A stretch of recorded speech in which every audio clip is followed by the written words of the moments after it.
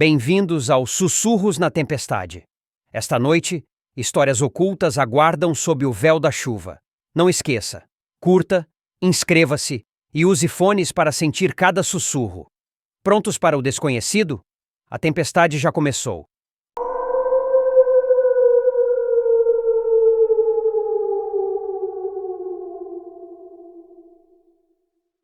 Eu nasci para enfrentar desafios. Mesmo quando criança, um garotinho de não mais que 7, eu causei, digamos, travessuras com o gato do vizinho e depois causei um acidente em sua casa. Deixei o corpo do pet amado sobre a caixa de correio. A polícia nunca descobriu que fui eu, uma mera criança ao lado. Mas como muitas coisas na vida, meus desafios se intensificaram. Apenas lidar com animais ou provocar incidentes não era suficiente. Eu ansiava por algo mais direto, mais pessoal. E, acima de tudo, eu desejava interações humanas. Eu desafiava a humanidade, cada pessoa única neste planeta. Exceto eu mesmo, claro, porque eu era diferente de todas as massas frágeis e tagarelas. Eu me conheço como superior, o super-homem previsto por Nietzsche. Eu confrontei meu primeiro desafio com um homem sem lar quando tinha 16. Eu o enfrentei. Ele gritou, debatendo-se, tentando levantar-se e cambalear pelo beco escuro, mas eu corri rapidamente atrás dele, enfrentando-o algumas vezes mais. Ele caiu, ofegante e suplicante, e eu o virei com meu sapato e me ajoelhei para concluir a tarefa. Eu envolvi minhas mãos enluvadas ao redor de seu pescoço, apertando e apertando. Eu senti seu pulso rápido e fraco batendo tão rápido que parecia que seu coração poderia explodir. E então começou a diminuir até parar. Eu senti a vida saindo dele, o último batimento cardíaco, o último suspiro agonizante depois de ter retirado minhas mãos. Seus lábios tinham ficado pálidos e seus olhos saltavam de suas órbitas. Isso me trouxe uma sensação de poder e controle absoluto. Uma euforia quase indescritível, que fez todas as cores do mundo parecerem brilhantes novamente. Mas depois de alguns dias, as cores voltaram aos seus tons monótonos e opacos. Os sons se distanciaram novamente. Os sentimentos bons desapareceram como poças sob o sol de verão. E eu comecei a pensar no próximo, planejar o próximo. Eu comecei a pensar no futuro. Meu QI foi testado na faixa de gênio várias vezes. Quando fiz o SAT, meu score foi quase 2.200 de 2.400, o que me colocou no topo 1% da população do ZEWA. Em retrospecto, eu gostaria de ter feito as coisas de forma diferente. Gostaria de ter usado essa inteligência para conseguir um bom emprego, muito dinheiro, uma mansão, talvez algum poder sobre as massas desprezíveis da humanidade que se espalham por todo o mundo. Mas em vez disso, segui meus sonhos. Segui o caminho sombrio que inevitavelmente me levou aonde estou agora. Tudo começou ontem à noite, por volta das 11 da noite. Eu havia confrontado uma pessoa que trabalhava na noite e colocado o corpo no porta-malas do meu carro. Então, assobiando para mim mesmo, passei pela minha coleção de música e encontrei o que estava procurando: metal norueguês, uma banda chamada Burzum. Os gritos e guitarras rápidas sempre me animavam. Ouvindo Beholding the Daughters of the Firmament em repetição, acendi um cigarro, liguei o carro e saí do cemitério onde havia encontrado a jovem, sob o pretexto de pagar por seus serviços. Eu não tinha real interesse em atos íntimos, no entanto. Sempre me pareceram extremamente problemáticos e quem poderia ser digno de alguém como eu? Então, em vez disso, pedi que ela saísse do carro para ir até uma laje de pedra próxima onde se podia deitar. Quando ela se sentou, perguntando-me o que eu queria fazer, tirei um martelo que havia escondido nas costas da minha calça, escondido sob minha camisa solta. Eu o golpeei em sua cabeça com um som satisfatório. Ouvi o osso fraturar enquanto o metal do martelo fazia um leve som de tilintar. Ela foi jogada para trás da laje de pedra, perdendo a consciência por alguns momentos. Mas quando caminhei até ela, seus olhos se abriram novamente. As pálpebras tremiam seu olhar se movendo rapidamente para a esquerda e para a direita, como se procurasse ajuda que nunca viria. Eu me ajoelhei e encerrei sua vida desagradável. Seus olhos castanhos e profundos continuavam encontrando os meus, como se perguntassem: por quê? Como se eu precisasse de um motivo. Eu conhecia uma reserva natural próxima com uma estrada de terra que levava a ela. Às vezes tinha uma corrente com cadeado à noite, mas eu sempre mantinha um par de cortadores de parafuso e depois drapava a corrente de volta sobre o portão para que qualquer viajante que passasse pensasse que o cadeado estava intacto. A reserva natural parecia tão bonita de dia, mas à noite parecia sinistra. Os galhos tortos das árvores alcançavam a estreita estrada de terra, raspando no meu carro e nas janelas com um leve ruído de arranhão. Uma trilha para a esquerda levava ao topo de uma pequena montanha onde as pessoas iam admirar a vista das colinas e florestas circundantes. Mas eu fui direto, mais fundo na floresta. Eventualmente a estrada de terra acabou e eu saí, pegando minha lanterna e pá do porta-malas. Dei uma olhada desdenhosa no corpo da pessoa, agora enrolado em um lençol branco, antes de virar e fechar o porta-malas novamente. Caminhei por cerca de 200 metros a partir da estrada, não seguindo nenhuma trilha humana ou animal, mas avançando aleatoriamente entre arbustos, espinhos e teias de aranha. Nunca enterrei corpos perto de trilhas. Cavei um túmulo relativamente raso, talvez com cerca de 4 metros de profundidade. Ainda assim, demorei bastante tempo e quando finalmente senti que o buraco estava suficientemente profundo, percebi que estava coberto de suor, com a camisa colando na minha pele. Suspirando, retornei pelo mesmo caminho, abri o porta-malas e coloquei sobre o ombro o corpo da mulher. Ela não devia pesar mais do que 54 quilos, enquanto eu pesava quase 91. Mas levar aqueles 54 quilos incômodos, desajeitados através dos arbustos e da vegetação densa foi muito difícil. Após adentrar um pouco na floresta, comecei a arrastá-la pelos pés, desprendendo todos os espinhos que ameaçavam rasgar o lençol em pedaços. Quando retornei ao buraco, o lençol estava cortado e rasgado. Respirava pesadamente, completamente exausto e aliviado por ter terminado a parte mais difícil. Joguei o corpo no buraco e me virei para pegar a pá e cobri-lo novamente. No entanto, quando olhei para trás, a pá havia desaparecido. Não havia visto sequer um animal todo esse tempo, então comecei a procurar freneticamente. Eu tinha que estar sozinho ali, às 3 da manhã, em uma reserva natural com muitos quilômetros de extensão. Senti alguém agarrar meu braço e gritei. Virando-me, vi o corpo da mulher. Os restos esfarrapados do lençol branco ainda estavam no buraco, mas ela havia saído. Um de seus olhos estava inchado e fechado, roxo e preto. Ela tinha marcas escuras e evidentes em volta do pescoço e sangue seco cobria a área da cabeça onde a havia atingido com o martelo. E ainda assim, ela estava ali na minha frente. Venha, venha, ela disse com uma voz sibilante. Não tenha medo, Leon. Não sou seu brinquedo. Estou apenas usando o corpo dela para que possamos conversar. Cadê minha pá? Perguntei freneticamente. Sei que, em retrospecto, foi uma pergunta tola, mas meu cérebro havia se desligado pelo susto e pela surpresa. A mulher apenas ignorou meu surto e continuou falando. Meu nome é Foras. Meu mestre está impressionado com seu trabalho. Ele gostaria de vê-lo, na verdade. A mulher sorriu, seus dentes manchados de sangue brilhando sob a luz LED da minha lanterna. O sorriso parecia algo doentio, algo maligno e distorcido. Então ela agarrou meu braço novamente, a pele gelada de suas mãos pressionando meu braço, e senti-me caindo. Fechei os olhos, mas acho que de alguma forma caí através do solo sólido. Alguns segundos depois, senti parar, com borboletas ainda agitando no meu estômago. Abri os olhos lentamente e me vi em uma caverna subterrânea profunda com tochas ao longo das paredes e fogos ardentes espalhados. Olhei para o lado e vi um homem pálido como um lençol segurando meu braço da mesma maneira que a mulher.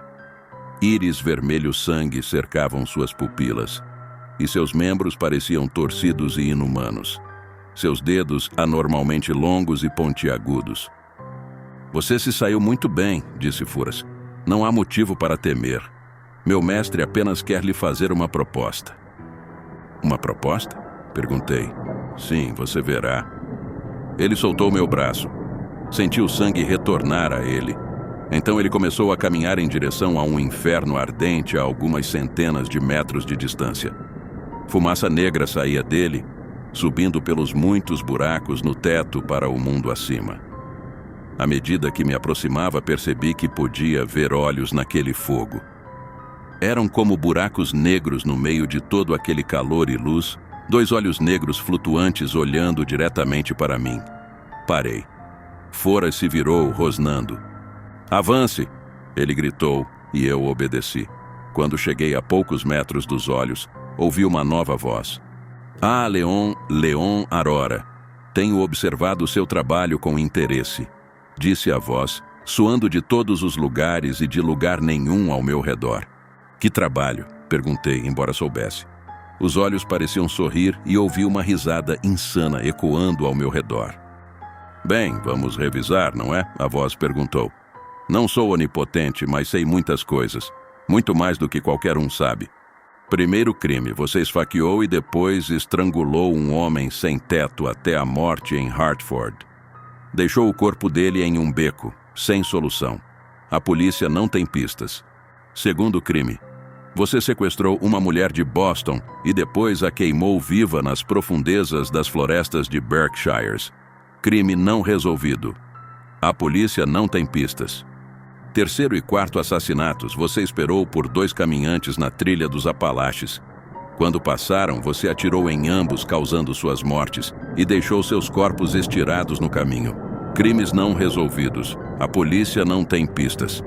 Quinto, sexto e sétimo assassinatos. Você encontrou uma casa rural no meio do Maine, usou uma furadeira e selou todas as portas. Depois encharcou o exterior da casa com um líquido inflamável e ateou fogo. 3 membros da família que estavam dentro morreram por asfixia e queimaduras, incluindo o pai, a mãe e a filha de 2 anos. Um deles, um menino de 7 anos, escapou pulando de uma janela e fraturando a perna. Crimes não resolvidos. A polícia não tem pistas. Oitavo assassinato, outra pessoa desaparecida de Boston.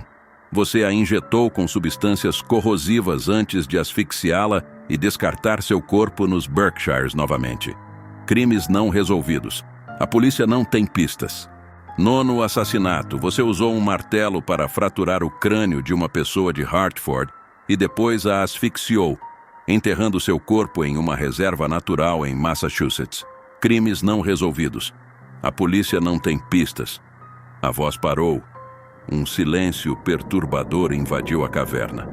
Virei-me para Foras, que sorriu amplamente para mim, mostrando muitos dentes pontiagudos. Eu disse. Nunca fiz nada disso. A voz riu. Tudo está bem, meu jovem amigo. Não tenho problema com seu trabalho. Na verdade, só te trouxe aqui para te oferecer um emprego, disse a voz. Quem é você mesmo? Perguntei. Que tipo de trabalho? Ah, como sou descortês, disse a voz, um tom de alegria contida em sua voz potente. Meu nome é Samael. Estamos procurando pessoas trabalhadoras como você, embora nosso trabalho seja um pouco mais intelectual do que o descrito. Mas pagamos bem, $1 milhão por contrato. $1 milhão para eliminar uma única pessoa? Perguntei, incrédulo. Eu tinha feito isso gratuitamente até agora. De fato, você aceita? Assenti avidamente. Eu aceito, eu disse. Onde assino? Encontrei-me de volta à reserva natural, sozinho novamente. O corpo da mulher estava de volta ao buraco, deitado sobre os trapos do lençol. Minha pá até retornou, embora não onde eu originalmente a coloquei. Vi-a deitada sob um arbusto a 3 metros de distância. Terminei meu trabalho rapidamente e voltei para casa. Ao chegar, encontrei um bilhete escrito em uma bela caligrafia antiquada. O bilhete estava na minha mesa da cozinha, todas as portas e janelas ainda trancadas, sem sinais de entrada forçada. Suspirando, avancei e li. Para Leon, a sua primeira tarefa é eliminar a senhora idosa na Angel Trace Road, número 747. Ela está em casa agora. Franze a testa para o bilhete, virando-o e não vendo nada no verso. Ah, droga, eu disse, sentindo-me cansado e desgastado. Não sabia se tinha que fazer isso agora, mas achei que poderia muito bem fazer. Até amanhã de manhã eu poderia ter $1 milhão em dinheiro em minha posse, contanto que cumprisse essa tarefa. Fui ao banheiro e tomei alguns comprimidos de cafeína para me acordar. Olhei no espelho, vendo olheiras sob meus olhos.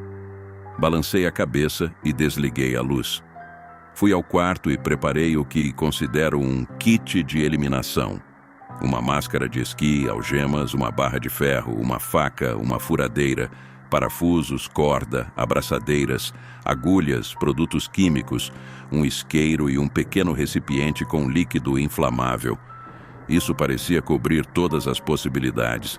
Se não conseguisse entrar, sempre poderia tentar selar as portas dela com a furadeira e atear fogo na casa com ela dentro. Se ela realmente fosse tão idosa, as chances de ela encontrar uma saída a tempo pareciam nulas. Especialmente se eu conseguisse mais líquido inflamável e encharcasse todo o exterior do prédio primeiro. Eu geralmente colocava mais líquido nas janelas do primeiro andar para impedir que as pessoas dentro usassem quando o fogo começasse. Mas quando cheguei à casa, encontrei a porta da frente destrancada. Esta era uma área rural e talvez as pessoas se sentissem tão seguras que não sentiam a necessidade de trancar suas portas. Seja qual for o motivo, fiquei extasiado. Esta tarefa seria ainda mais fácil do que eu pensava. Eu usava tênis de borracha com pano enrolado neles para abafar meus passos o máximo possível. Também usava luvas, uma rede para cabelo, uma máscara de esqui e roupas totalmente pretas que cobriam cada centímetro do meu corpo. Não queria correr o risco de um único fio de cabelo cair na cena do crime. Um fio que tivesse meu DNA e pudesse potencialmente ser usado para me colocar na prisão pelo resto da minha vida. A casa estava completamente escura. Tirei uma pequena lanterna do bolso, iluminando ao redor. Estranhas estátuas retorcidas alinhavam o corredor. Vi uma escultura de metal de uma mulher sendo queimada na fogueira.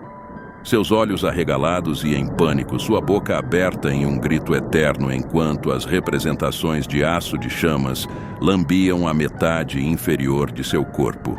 Ao lado disso encontrei a estátua de um homem que lembrava o Homem-Elefante, com talvez um toque do personagem Sloth de Os Goonies. Ele tinha músculos salientes sob os tumores marcados e tecido fibroso crescendo por todo o corpo, mas seu sorriso parecia genuíno e inocente. Em uma mão imensa, ele segurava um bastão de beisebol com pregos saindo de todos os lados. Ouvi um rangido vindo de cima, prendi a respiração. Virei rapidamente, mas ainda estava sozinho. Decidi que era melhor subir agora e terminar isso. Não havia razão para arriscar ficando aqui mais do que o estritamente necessário. Subi as escadas o mais rápido que pude sem fazer barulho. Em uma mão, tinha a enorme faca de açougueiro, recém-afiada, que gostava de usar para esse tipo de trabalho. Ao chegar ao topo, iluminei com a lanterna e, para meu horror, vi uma senhora idosa parada no corredor superior, apenas me encarando e sorrindo. Era a senhora que Foras havia me mostrado em uma fotografia antes de eu deixar a caverna. Eu sabia. Ela parecia um cadáver ambulante com cabelos brancos, oleosos e desgrenhados saindo de sua cabeça, olhos fundos e aquele mesmo sorriso insano da foto. Avancei para frente erguendo a faca para atacá-la, mas ela não se mexeu, não gritou ou tentou fugir. Apenas ficou lá, sorrindo. "Vou tirar esse sorriso do seu rosto, sua velha louca", eu disse, mergulhando a faca profundamente em seu estômago. Ela não reagiu, exceto para agarrar meu braço e torcê-lo, ainda sorrindo. Ela me puxou para perto de sua boca e sussurrou no meu ouvido: "Se fosse tão fácil me matar, você não acha que eu já teria feito isso?" Ela perguntou com uma voz áspera e rouca. Então ela continuou torcendo. Senti uma dor abrasadora no meu braço esquerdo enquanto o osso estalava e saía pela pele. Comecei a gritar, tentando chutar e socar a velha senhora, mas parecia estar lutando contra uma estátua de metal. Sangue escorria do estômago dela, mas parecia preto e cheirava a carne podre. Ao olhar para baixo, vi incontáveis larvas brancas se contorcendo e dançando nos fluidos rançosos. Foi então que o verdadeiro horror me preencheu. Sempre me considerei acima do medo, achando que tais emoções fracas vinham apenas das massas sub-humanas. Mas minha experiência naquela casa maldita mudou isso para sempre. Ela soltou minha mão rapidamente. Cambaleei para trás, escorregando na poça de sangue rançoso e caindo. A velha mulher pulou em cima de mim instantaneamente. Pensei que ela pretendia me beijar enquanto abaixava o rosto em direção ao meu. Quando abri a boca para gritar, senti algo úmido e quente escorrer na minha boca. Comecei a engasgar e tossir, buscando no bolso uma seringa cheia de ácido clorídrico. Sem hesitar, tirei a tampa e enfiei no olho dela, pressionando o êmbolo. Ela chiou como uma cobra e caiu de cima de mim, e eu corri mais rápido do que nunca na minha vida, segurando meu braço quebrado. Corri até o carro e saí dali a 160 km/h, cuspindo enquanto ia, tentando tirar o gosto rançoso do sangue que ela havia cuspido na minha boca. Precisava ir ao hospital, mas fui primeiro para casa para me livrar de todos os pertences incriminadores. Certamente não planejava ir vestido todo de preto com o sangue de outra pessoa no meu rosto. Isso levantaria muitas questões, mas meu braço latejava em agonia total. Era uma das piores dores que já havia experimentado na minha vida, e o medo ainda permanecia comigo. Eu me perguntava se a mulher viria me caçar. Mas ao entrar no banheiro para me limpar, olhei no espelho. Abrindo minha boca, vi larvas se contorcendo na minha garganta e vomitei um jorro de sangue preto na pia. Ao olhar para meu braço quebrado, ainda sangrando onde o osso havia perfurado a pele, percebi com horror que meu sangue também havia se tornado preto e rançoso.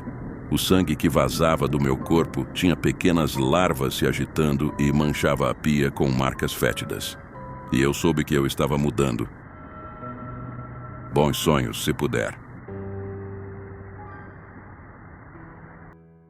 A tempestade de hoje se acalma, mas os segredos permanecem. Espero que tenham gostado das histórias sussurradas na chuva.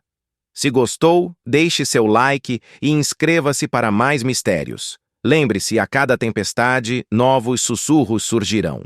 Até a próxima, sob o manto da noite e da chuva. Boa noite e mantenha-se atento aos sussurros.